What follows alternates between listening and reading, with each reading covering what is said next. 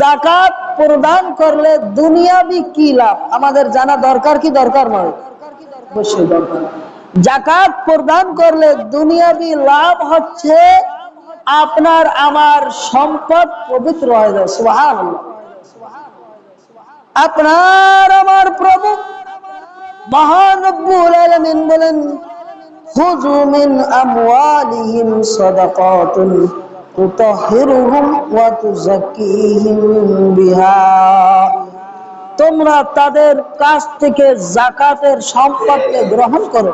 তুতাহহিরুহুম ওয়া তুযাক্কিহিম বিহা, তাদের ধন সম্পদ পাক পবিত্র হয়ে যাবে। ধনী ব্যক্তিরা যেন ওয়াসাল্লি আলাইহিম, ধনী ব্যক্তিরা যেন গরিব ব্যক্তিদেরকে, যাদেরকে যাকাত প্রদান করা হয়েছে, তাদেরকে দেওয়ার সময় যেন দোয়া করে দেয়। ইয়া সালাতাকা সাকানুল লাহুম, তাদের এই দোয়াটা তাদের জন্য সান্ত্বনাদায়ক হবে। সুবহানাল্লাহ। তাহলে ধন সম্পদ একত্র করে যেই যাকাত হবে, এই যাকাতটা কাদেরকে দেওয়া হবে? ধনী ব্যক্তিরা গরিব ব্যক্তিদেরকে প্রদান করবে, ঠিক কিনা?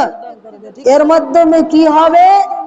গরিব ব্যক্তিদেরকে প্রদান করার কারণে ওই যে ধনী ব্যক্তির যে সম্পদগুলো রয়েছে, এই সম্পদগুলো আল্লাহ সুবহানাহু ওয়া তাআলা পুত পবিত্র করে দিবেন। সুবহানাল্লাহ। এজন্য সম্পদের যাকাত প্রদান করতে হবে কি হবে না?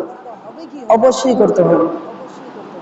এই ধন সম্পদে যাকাত প্রদান করলে দুনিয়াবি আরেকটি লাভ হচ্ছে ধন সম্পদে বরকত পাওয়া যাবে। সুবহানাল্লাহ।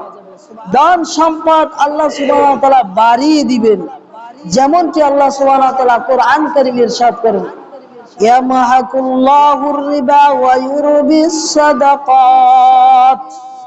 আল্লাহ সুবহানাহু ওয়া তাআলা বলেন, ইয়ামহাকুল্লাহুর রিবা, আল্লাহ সুবহানাহু ওয়া তাআলা সুদকে ধ্বংস করে দেন, নিচ্ছিন্ন করে দেন।